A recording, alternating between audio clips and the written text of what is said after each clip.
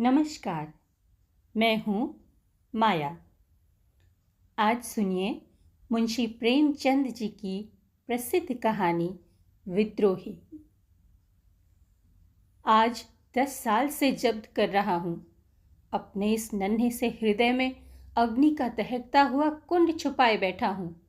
संसार में कहीं शांति होगी, कहीं सैर तमाशे होंगे, कहीं मनोरंजन की वस्तुएं होंगी। मेरे लिए तो अब यही अग्नि राशि है और कुछ नहीं। जीवन की सारी अभिलाषाएं इसी में जलकर राख हो गई। किससे अपनी मनोव्यथा कहूं? फायदा ही क्या?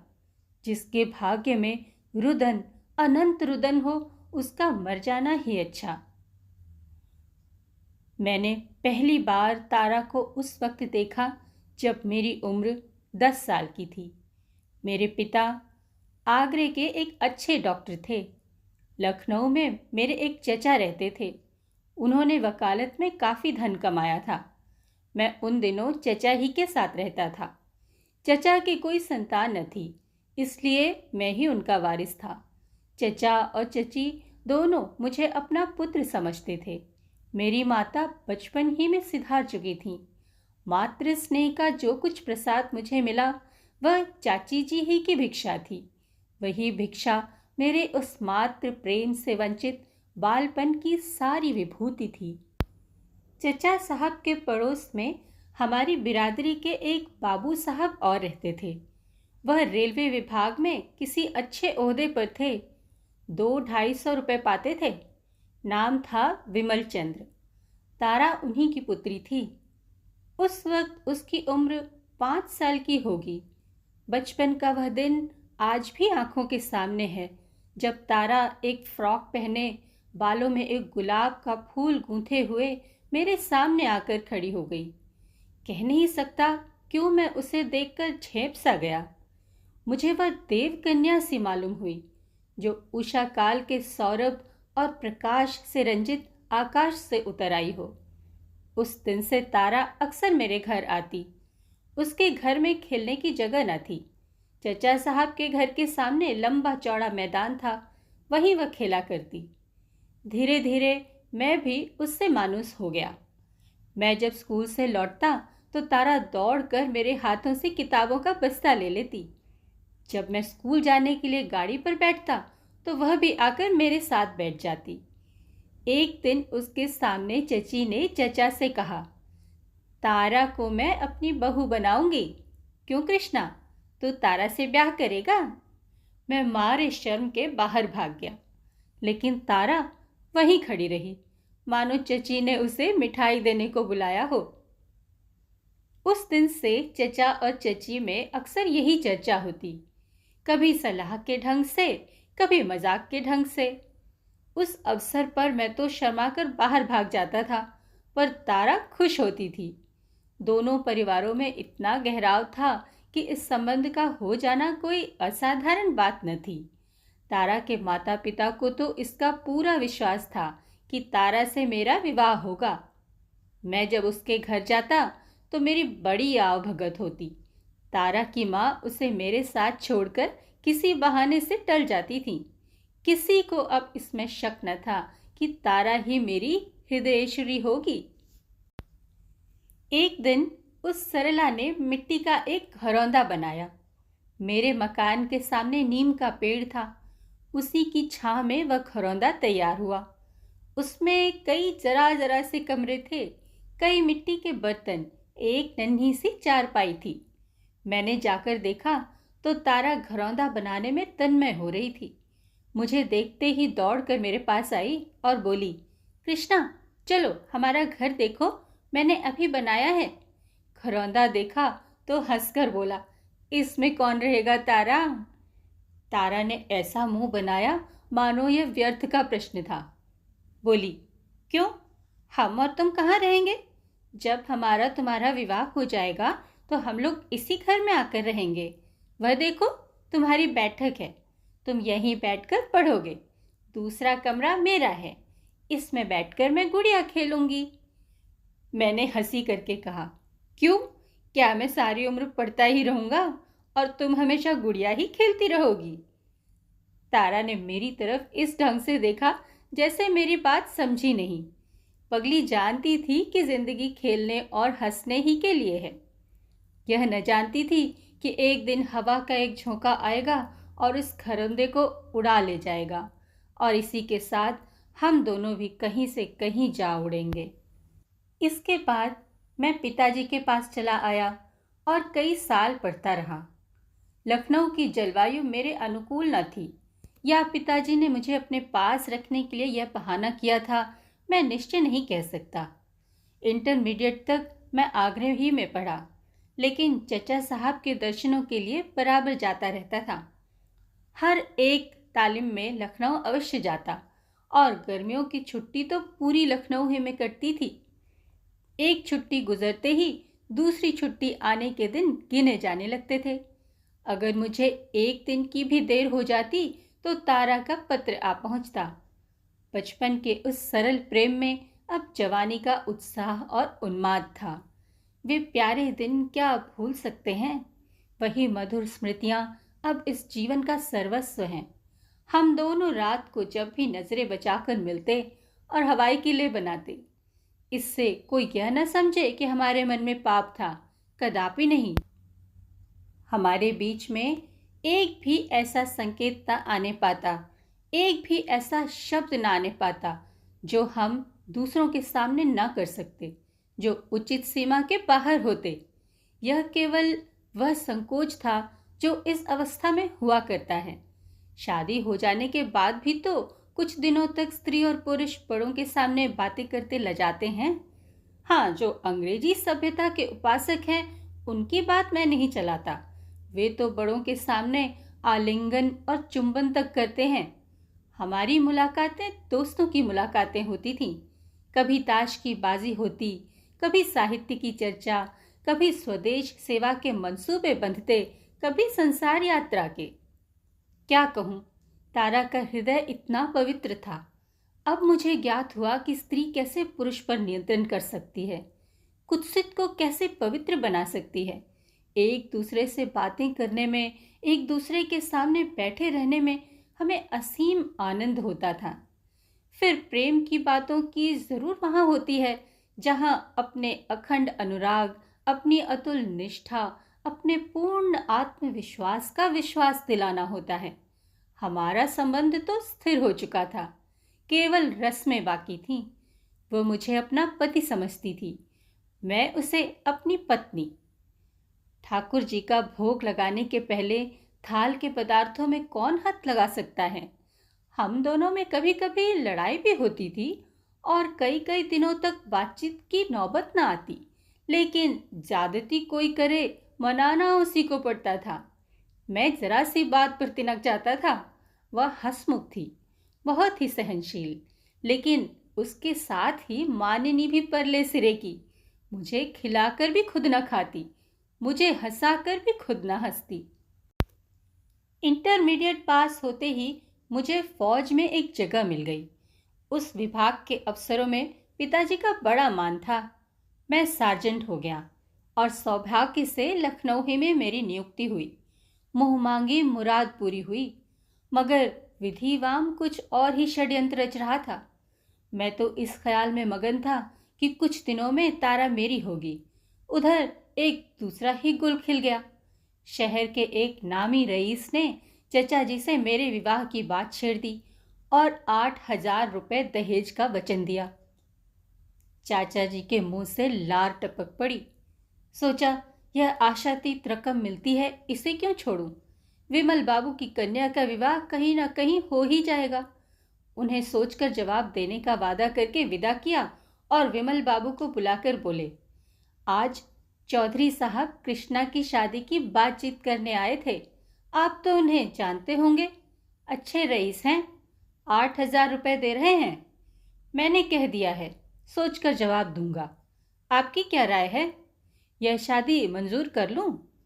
विमल बाबू ने चकित होकर कहा, ये आप क्या फरमाते हैं? कृष्णा की शादी तो तारा से ठीक हो चुकी है ना? चचा साहब ने अनजान बनकर कहा, यह तो मुझे आज मालूम हो रहा है। किसने ठीक की है यह शादी? आपसे तो मुझसे इस विषय में कोई भी बातचीत नहीं हुई। विमल बाबू जरा गर्म होकर बोले, जो बात आज 10-12 साल से सुनता हूँ, क्या उसकी तस्दीक भी करनी चाहिए थी? मैं तो इसे तय समझे बैठा हूँ। मैं ही क्या, सारा मोहल्ला तय समझ रहा है। चचा साहब ने बदनामी के भय से जरा दबकर कहा, भाई साहब, हक तो यह है कि मैं जब कभी इस संबंध की चर्चा करता था, दिल लगी के तौर पर। खैर, मैं आपको निराश नहीं करना चाहता। आप मेरे पुराने मित्र हैं। मैं आपके साथ सब तरह की रियायत करने को तैयार हूँ। मुझे 8,000 मिल रहे हैं। आप मुझे 7,000 दीजिए, 6,000 ही दीजिए। विमल बाबू ने उदासीन भाव से कहा, आप मुझसे मजाक कर रहे हैं या सचमुच दहेज मांग रहे हैं, मुझे यकीन नहीं आता। चचा साहब ने माथा सिकोड़कर कहा, इसमें मजाक की तो कोई बात नहीं। मैं आपके सामने चौधरी से बातें करवा सकता हूँ। विमल बाबू, आपने तो यह नया प्रश्न छेड़ दिया। मुझे तो स्वप्न में भी गुमान न था कि हमारे और आपके बीच में यह प्रश्न खड़ा होगा। ईश्वर ने आपको बहुत कुछ दिया है। 10-5 हजार में आपका कुछ न बनेगा। हाँ, यह रकम मेरी सामर्थ्य से बाहर है। मैं तो आपसे दया ही की भिक्षा मांग सकता हूँ। आज 10-12 साल से हम कृष्णा को अपना दामाद समझते आ रहे हैं। आपकी बातों से भी कई बार इसकी तस्दीक हो चुकी है। कृष्णा और तारा में जो प्रेम है वह आपसे छिपा नहीं है। ईश्वर के लिए थोड़े से रुपयों के वास्ते कई जनों का खून न कीजिए। चचा साहब ने धृष्टता से कहा, विमल बाबू, मुझे खेद है कि मैं इस विषय में और नहीं दब सकता। विमल बाबू जरा तेज होकर बोले, आप मेरा गला घोट रहे हैं। चचा, आपको मेरा एहसान मानना चाहिए कि कितनी रियायत कर रहा हूं। विमल, क्यों ना हो आप मेरा गला घोटे और मैं आपका एहसान मानूं। मैं इतना उदार नहीं हूं। अगर मुझे मालूम होता कि आप इतने लोभी हैं तो आपसे दूर ही रहता। मैं आपको सज्जन समझता था। अब मालूम हुआ कि आप भी कौड़ियों के गुलाम हैं। जिसकी निगाह में मुरव्वत नहीं, जिसकी बातों का कोई विश्वास नहीं, उसे मैं शरीफ नहीं कह सकता। आपको अख्तियार है। कृष्णा बाबू की शादी जहाँ चाहे करें, लेकिन आपको हाथ न मलना पड़े तो कहिएगा। तारा का विवाह तो कहीं ना कहीं हो ही जाएगा, और ईश्वर ने चाहा तो किसी अच्छे ही घर में होगा। संसार में सज्जनों का अभाव नहीं है, मगर आपके हाथ अपयश के सिवा और कुछ न लगेगा। चचा साहब ने त्योरियां चढ़ाकर कहा, अगर आप मेरे घर में ना होते तो इस अपमान का कुछ जवाब देता। विमल बाबू ने छड़ी उठा ली और कमरे से बाहर जाते हुए कहा, आप मुझे क्या जवाब देंगे? आप जवाब देने के योग्य ही नहीं हैं। उसी दिन शाम को जब मैं बैरक से आया और जलपान करके विमल बाबू के घर जाने लगा तो चची ने कहा, कहाँ जाते हो? विमल बाबू से और तुम्हारे चचा जी से आज एक झड़प हो गई। मैंने ठिठक कर ताजुब के साथ कहा, झड़प हो गई? किस बात पर? चची ने सारा वृत्तांत कह सुनाया और विमल को जितने काले रंगों में रंग सकी रंगा। तुमसे क्या कहूँ बेटा, ऐसा मुंह फट तो आदमी ही नहीं देखा। हजारों ही गालियां दी, लड़ने पर आमादा हो गया। मैंने 1 मिनट तक सन्नाटे में खड़े रहकर कहा, अच्छी बात है, वहां ना जाऊंगा, बैरक जा रहा हूं। चची बहुत रोई, चिल्लाएं, पर मैं एक क्षण भी न ठहरा। ऐसा जान पड़ता था जैसे कोई मेरे हृदय में भाले भोंक रहा है। घर से बैरक तक पैदल जाने में शायद मुझे 10 मिनट से ज्यादा न लगे होंगे। बार बार जी झुंझलाता था। चचा साहब पर नहीं, विमल बाबू पर भी नहीं, केवल अपने ऊपर। क्यों मुझ में इतनी हिम्मत नहीं है कि जाकर चचा साहब से कह दूं कि कोई मुझे 1 लाख रुपए भी दे तो शादी न करूंगा। मैं क्यों इतना डरपोक, इतना तेजहीन, इतना दब्बू हो गया? इसी क्रोध में मैंने पिताजी को एक पत्र लिखा और वह सारा वृत्तांत सुनाने के बाद अंत में लिखा, मैंने निश्चय कर लिया है कि और कहीं शादी न करूंगा, चाहे मुझे आपकी अवज्ञा ही क्यों न करनी पड़े। उस आवेश में न जाने क्या क्या लिख गया, अब याद भी नहीं। इतना ही याद है कि 10-12 पन्ने 10 मिनट में लिख डाले थे। संभव होता तो मैं यही सारी बातें तार से भेजता। 3 दिन मैंने बड़ी व्यग्रता के साथ काटे। उसका केवल अनुमान ही किया जा सकता है। सोचता, तारा हमें अपने मन में कितना नीच समझ रही होगी। कई बार जी में आया कि चलकर उसके पैरों पर गिर पड़ूं और कहूं, देवी, मेरा अपराध क्षमा करो। चचा साहब के कठोर व्यवहार की परवाह ना करो। मैं तुम्हारा हूं और तुम्हारा हूं। चचा साहब मुझसे बिगड़ जाएं, पिताजी घर से निकाल दें, मुझे किसी की परवाह नहीं है, लेकिन तुम्हें खोकर मेरा जीवन ही खो जाएगा। तीसरे दिन पत्रिका जवाब आया। रही सही आशा भी टूट गई। वही जवाब था जिसकी मुझे शंका थी। लिखा था, भाई साहब मेरे पूज्य हैं। उन्होंने जो निश्चय किया है उसके विरुद्ध मैं एक शब्द भी मुंह से नहीं निकाल सकता, और तुम्हारे लिए भी यही उचित है कि उन्हें नाराज ना करो। मैंने उस पत्र को फाड़कर पैरों से कुचल दिया और उसी वक्त विमल बाबू के घर की तरफ चला। उस वक्त अगर कोई मेरा रास्ता रोक लेता, मुझे धमकाता कि उधर मत जाओ, तो मैं विमल बाबू के पास जाकर ही दम लेता और आज मेरा जीवन कुछ और ही होता। पर वहां मना करने वाला कौन बैठा था? कुछ दूर चलकर हिम्मत हार बैठा, लौट पड़ा। कह नहीं सकता क्या सोचकर लौटा। चचा साहब की अप्रसन्नता का मुझे रत्ती भर भी भय न था। उनकी अब मेरे दिल में जरा भी इज्जत न थी। मैं उनकी सारी संपत्ति को ठुकरा देने को तैयार था। पिताजी के नाराज हो जाने का भी डर न था। संकोच केवल यह था, कौन मुंह लेकर जाऊं? आखिर मैं उन्हीं चचा का भतीजा तो हूं। विमल बाबू मुझसे मुखातिब ना हुए, यह जाते ही जाते धुतकार दिया, तो मेरे लिए डूब मरने के सिवा और क्या रह जाएगा? सबसे बड़ी शंका यह थी कि कहीं तारा ही मेरा तिरस्कार कर बैठे तो मेरी क्या गति होगी। हाय आद्य तारा, निष्ठुर तारा, अबोधा तारा, अगर तूने उस वक्त 2 शब्द लिखकर मुझे तसल्ली दे दी होती तो आज मेरा जीवन कितना सुखमय होता। तेरे मौन ने मुझे मटिया मेट कर दिया, सदा के लिए। सदा के लिए। 3 दिन फिर मैंने अंगारों पर लोट लोट कर काटे। ठान लिया था कि अब किसी से ना मिलूंगा। सारा संसार मुझे अपना शत्रु सा दिखता था। तारा पर भी क्रोध आता था।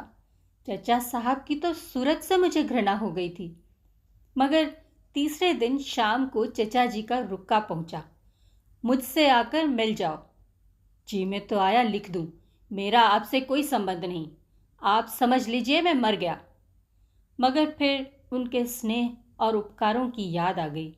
खरी खरी सुनाने का भी अच्छा अवसर मिल रहा था। हृदय में युद्ध का नशा और जोश भरे हुए मैं चचा जी की सेवा में पहुंच गया। चचा जी ने मुझे सिर से पैर तक देखकर कहा, क्या आजकल तुम्हारी तबीयत अच्छी नहीं है? आज राय साहब सीताराम तशरीफ लाए थे, तुमसे कुछ बातें करना चाहते हैं। कल सवेरे मौका मिले तो चले आना, या तुम्हें लौटने की जल्दी ना हो तो मैं इसी वक्त बुला भेजूं। मैं समझ तो गया कि ये राय साहब कौन हैं, लेकिन अनजान बनकर बोला, ये राय साहब कौन हैं? मेरा तो उनसे परिचय नहीं है। चचा जी ने लापरवाही से कहा, अजी वह यही महाशय हैं जो तुम्हें ब्याह के लिए घेरे हुए हैं। शहर के रईस और कुलीन आदमी हैं। लड़की भी बहुत अच्छी है, कम से कम तारा से कई गुनी अच्छी। मैंने हाँ कर लिया है। तुम्हें भी जो बातें पूछनी हो उनसे पूछ लो। मैंने आवेश के उमड़ते हुए तूफान को रोककर कहा, आपने नाहक हाँ की, मैं अपना विवाह नहीं करना चाहता। चचा जी ने मेरी तरफ आंखें फाड़ कर कहा, क्यों? मैंने उसी निर्भीकता से जवाब दिया, इसीलिए कि मैं इस विषय में स्वाधीन रहना चाहता हूं। चचा साहब ने जरा नर्म होकर कहा, मैं अपनी बात दे चुका हूं, क्या तुम्हें इसका कुछ ख्याल नहीं है? मैंने उद्दंडता से जवाब दिया, जो बात पैसों पर बिकती है उसके लिए मैं अपनी जिंदगी नहीं खराब कर सकता। चचा साहब ने गंभीर भाव से कहा, यह तुम्हारा आखिरी फैसला है? जी हाँ, आखिरी। पछताना पड़ेगा। आप इसकी चिंता ना करें, आपको कष्ट देने ना आऊंगा। अच्छी बात है। यह कहकर वह उठे और अंदर चले गए। मैं कमरे से निकला और बैरक की तरफ चला। सारी पृथ्वी चक्कर खा रही थी, आसमान नाच रहा था और मेरी देह हवा में उड़ी जाती थी। मालूम होता था पैरों के नीचे की जमीन है ही नहीं। बैरक में पहुंचकर मैं पलंग पर लेट गया और फूट फूट कर रोने लगा। माँ बाप, चचा चची, धन दौलत सब कुछ होते हुए भी मैं अनाथ था। उफ, कितना निर्दयी आघात था। सवेरे हमारे रेजिमेंट के देहरादून जाने का हुक्म हुआ। मुझे आंखें से मिल गईं। अब लखनऊ काटे खाता था। उसके गली कूचों तक से घृणा हो गई थी। एक बार जी में आया चलकर तारा से मिल लूं, मगर फिर वही शंका हुई, कहीं वह मुखातिब ना हुई तो। विमल बाबू इस दशा में भी मुझसे उतना ही स्नेह दिखाएंगे जितना अब तक दिखाते आए हैं, इसका मैं निश्चय न कर सका। पहले मैं एक धनी परिवार का दीपक था, अब एक अनाथ युवक जिसे मजूरी के सिवा और कोई अवलंब नहीं था। देहरादून में अगर कुछ दिन मैं शांति से रहता तो संभव था मेरा आहत हृदय संभल जाता और मैं विमल बाबू को मना लेता। लेकिन वहां पहुंचे एक सप्ताह भी ना हुआ था कि मुझे तारा का पत्र मिल गया। पते को देखकर मेरे हाथ कांपने लगे, समस्त देह में कंपन सा होने लगा। शायद शेर को सामने देखकर मैं इतना भयभीत ना होता। हिम्मत ही ना पड़ती थी कि उसे खोलूं। वही लिखावट थी, वही मोतियों की लड़ी, जिसे देखकर मेरे लोचन तृप्त से हो जाते थे, जिसे चूमता था और हृदय से लगाता था। वही काले अक्षर आज नागिनों से भी ज्यादा डरावने मालूम होते थे। अनुमान कर रहा था कि उसने क्या लिखा होगा, पर अनुमान की दूर तक दौड़ भी पत्र के विषय तक ना पहुंच सकी। आखिर एक बार कलेजा मजबूत करके मैंने पत्र खोल डाला। देखते ही आंखों में अंधेरा सा छा गया। मालूम हुआ किसी ने शीशा पिघलाकर पिला दिया। तारा का विवाह तय हो गया था। शादी होने में कुल 24 घंटे बाकी थे। उसने मुझसे अपनी भूलों के लिए क्षमा मांगी थी और विनती की थी कि मुझे भुला मत देना। पत्र का अंतिम वाक्य पढ़कर मेरी आंखों से आंसुओं की झड़ी लग गई। लिखा था, यह अंतिम प्यार लो। अब आज से मेरे और तुम्हारे बीच में केवल मैत्री का नाता है, मगर कुछ और समझूं तो वह अपने पति के साथ अन्याय होगा, जिसे शायद तुम सबसे ज्यादा नापसंद करोगे। बस इससे अधिक और न लिखूंगी। बहुत अच्छा हुआ कि तुम यहाँ से चले गए। तुम यहाँ रहते तो तुम्हें भी दुख होता और मुझे भी। मगर प्यारे, अपनी इस अभागिनी तारा को भूल न जाना। तुमसे यही अंतिम निवेदन है। मैं पत्र को हाथ में लिए लिए लेट गया। मालूम होता था छाती फट जाएगी। भगवान, अब क्या करूं? जब तक मैं लखनऊ पहुंचूंगा बारात द्वार पर आ चुकी होगी, यह निश्चय था। लेकिन तारा के अंतिम दर्शन करने की प्रबल इच्छा को मैं किसी तरह न रोक सकता था। वही अब जीवन की अंतिम लालसा थी। मैंने जाकर कमांडिंग ऑफिसर से कहा, मुझे एक बड़े जरूरी काम से लखनऊ जाना है। 3 दिन की छुट्टी चाहता हूं। साहब ने कहा, अभी छुट्टी नहीं मिल सकती। मेरा जाना जरूरी है। तुम नहीं जा सकते। मैं किसी तरह नहीं रुक सकता।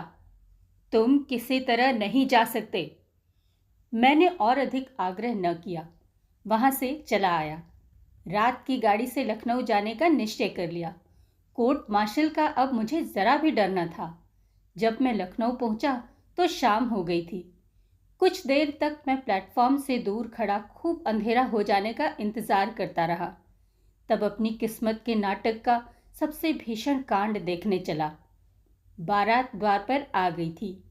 गैस की रोशनी हो रही थी। बाराती लोग जमा थे।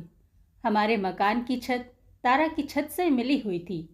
रास्ता मर्दाने कमरे के बगल से था। चचा साहब शायद कहीं सैर करने गए हुए थे। नौकर चाकर सब बारात की बहार देख रहे थे। मैं चुपके से जीने पर चढ़ा और छत पर जा पहुंचा। वहां उस वक्त बिल्कुल सन्नाटा था। उसे देखकर मेरा दिल भर आया। हाय, यही वह स्थान है जहां हमने प्रेम के आनंद उठाए थे।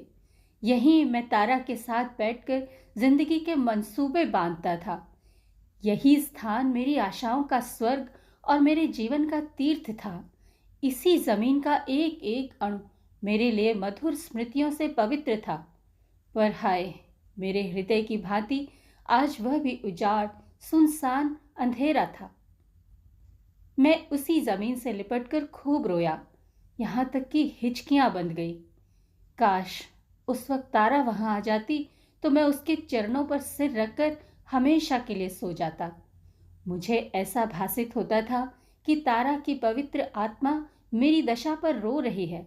आज भी तारा यहाँ जरूर आई होगी। शायद इसी जमीन पर लिपटकर वह भी रोई होगी। उस भूमि से उसके सुगंधित केशों की महक आ रही थी। मैंने जेब से रुमाल निकाला और वहां की धूल जमा करने लगा। एक क्षण में मैंने सारी छत साफ कर डाली और अपनी अभिलाषाओं की इस राख को हाथ में लिए घंटों रोया। यही मेरे प्रेम का पुरस्कार है, यही मेरी उपासना का वरदान है, यही मेरे जीवन की विभूति है। हाय रे दुराशा! नीचे विवाह के संस्कार हो रहे थे। ठीक आधी रात के समय वधू मंडप के नीचे आई। अब भांवरे होंगी।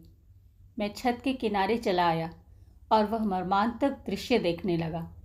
बस यही मालूम हो रहा था कि कोई हृदय के टुकड़े किए डालता है। आश्चर्य है, मेरी छाती क्यों न फट गई, क्यों आंखें मेरी न निकल पड़ी। वह मंडप मेरे लिए एक चिता थी जिसमें वह सब कुछ जिस पर मेरे जीवन का आधार था जला जा रहा था।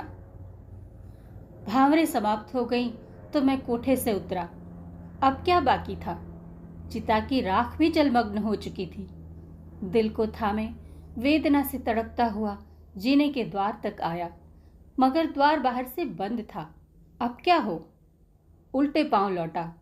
अब तारा के आंगन से होकर जाने के सिवा दूसरा रास्ता न था। मैंने सोचा, इस जमघट में मुझे कौन पहचानता है, निकल जाऊंगा। लेकिन ज्यों ही आंगन में पहुंचा, तारा की माताजी की निगाह पड़ गई। चौंक कर बोली, कौन? कृष्णा बाबू, तुम कब आए? आओ मेरे कमरे में आओ। तुम्हारे चचा साहब के भय से हमने तुम्हें न्योता नहीं भेजा। तारा प्रातःकाल विदा हो जाएगी, आओ उससे मिल लो। दिन भर से तुम्हारी रट लगा रही है। यह कहते हुए उन्होंने मेरा बाजू पकड़ लिया और मुझे खींचते हुए अपने कमरे में ले गई। फिर पूछा, अपने घर से होते हुए आए हो ना? मैंने कहा, मेरा घर यहाँ कहाँ है? क्यों, तुम्हारे चचा साहब नहीं हैं? हाँ, चचा साहब का घर है, मेरा अब घर कहीं नहीं है। बनने की कभी आशा थी, पर आप लोगों ने वह भी तोड़ दी। हमारा इसमें क्या दोष था भैया? लड़की का ब्याह तो कहीं ना कहीं करना था। तुम्हारे चचा जी ने तो हमें मझधार में छोड़ दिया था। भगवान ही ने उबारा। क्या अभी स्टेशन से चले आ रहे हो? तब तो अभी कुछ खाया भी ना होगा। हाँ, थोड़ा सा जहर ला कर दीजिए, यही मेरे लिए सबसे अच्छी दवा है। वृद्धा विस्मित होकर मुंह ताकने लगी।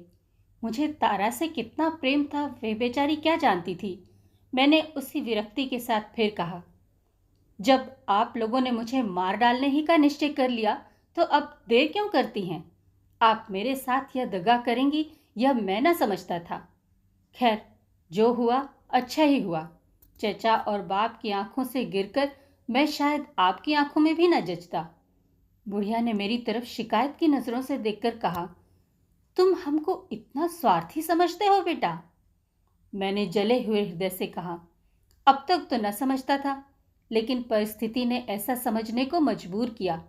मेरे खून का प्यासा दुश्मन भी मेरे ऊपर इससे घातक वार न कर सकता। मेरा खून आप ही की गर्दन पर होगा। तुम्हारे चचा जी ने ही तो इनकार कर दिया। आप लोगों ने मुझसे भी कुछ पूछा, मुझसे भी कुछ कहा, मुझे भी कुछ कहने का अवसर दिया। आपने तो ऐसी निगाहें फेरी जैसे आप दिल से यही चाहती थी। मगर अब आपसे शिकायत क्यों करूं? तारा खुश रहे, मेरे लिए यही बहुत है। तो बेटा, तुमने भी तो कुछ नहीं लिखा। अगर तुम एक पुर्जा भी लिख देते तो हमें तस्कीन हो जाती। हमें क्या मालूम था कि तुम तारा को इतना प्यार करते हो। हमसे ज़रूर भूल हुई, मगर उससे बड़ी भूल तुमसे हुई। अगर मुझे मालूम होता कि तारा क्यों बराबर डाकिये को पूछती रहती थी। अभी कल वह दिन भर डाकिये की राह देखती रही। जब तुम्हारा खत नहीं आया तब वह निराश हो गई। बुला दूं उसे? मिलना चाहते हो? मैंने चारपाई से उठकर कहा, नहीं नहीं, उसे मत बुलाइए। मैं अब उसे नहीं देख सकता। उसे देखकर मैं जाने क्या कर बैठूं। यह कहता हुआ मैं चल पड़ा। तारा की माँ ने कई बार पुकारा, पर मैंने फिर पीछे कभी न देखा। यह है मुझ निराश की कहानी। इसे आज 10 साल गुजर गए। इन 10 सालों में मेरे ऊपर जो बीती उसे मैं ही जानता हूँ। कई कई दिन मुझे निराहार रहना पड़ा है। फौज से तो उसके तीसरे ही दिन निकाल दिया गया था। अब मारे मारे फिरने के सिवा मुझे कोई काम नहीं। पहले तो काम मिलता ही नहीं, और अगर मिल भी गया तो मैं टिकता नहीं। जिंदगी पहाड़ हो गई है। किसी बात की रुचि नहीं रही। आदमी की सूरत से दूर भागता हूँ। तारा प्रसन्न है। 3-4 साल हुए एक बार मैं उसके घर गया था। उसके स्वामी ने बहुत आग्रह करके बुलाया था। बहुत कस्में दिलाई, मजबूर होकर गया। वह कली अब खिलकर फूल हो गई है। तारा मेरे सामने आई। उसका पति भी बैठा हुआ था। मैं उसकी तरफ ताक न सका। उसने मेरे पैर खींच लिए। मैं मुंह से एक शब्द भी ना निकला। अगर तारा दुखी होती, कष्ट में होती, फटे हालों में होती तो मैं उस पर बली हो जाता। पर संपन्न, सरस, विकसित तारा मेरी संवेदना के योग्य न थी। मैं उस कुटिल विचार को न रोक सका। कितनी निष्ठुरता, कितनी बेवफाई। शाम को मैं उदास बैठा वहां जाने पर पछता रहा था कि तारा का पति आकर मेरे पास बैठ गया और मुस्कुरा कर बोला, बाबूजी, मुझे यह सुनकर खेद हुआ कि तारा से मेरे विवाह हो जाने का आपको बड़ा सदमा हुआ। तारा जैसी रमणी शायद देवताओं को भी स्वार्थी बना देती। लेकिन मैं आपसे सच कहता हूँ, अगर मैं जानता कि आपको उससे इतना प्रेम है तो मैं हरगिज आपकी राह का कांटा ना बनता। शोक यही है कि मुझे बहुत पीछे मालूम हुआ। तारा मुझसे आपकी प्रेम कथा कह चुकी है। मैंने मुस्कुराकर कहा, तब तो आपको मेरी सूरत से घृणा होगी। उसने जोश से कहा, इसके प्रतिकूल मैं आपका आभारी हूं। प्रेम का ऐसा पवित्र, ऐसा उज्जवल आदर्श आपने उसके सामने रखा। वह आपको अब भी उसी मोहब्बत से याद करती है। शायद कोई दिन ऐसा नहीं जाता कि आपका जिक्र न करती हो। आपके प्रेम को वह जिंदगी की सबसे प्यारी चीज समझती है। आप शायद समझते हो कि उन दिनों को याद करके उसे दुख होता होगा। बिल्कुल नहीं, वही उसके जीवन की सबसे मधुर स्मृतियां हैं। वह कहती है, मैंने अपने कृष्णा को तुम में पाया है। मेरे लिए इतना ही काफी है। आप सुन रहे थे मुंशी प्रेमचंद जी की लिखी कहानी विद्रोही। आशा है कहानी के साथ साथ आपको मेरा वाचन भी अवश्य पसंद आया होगा। धन्यवाद।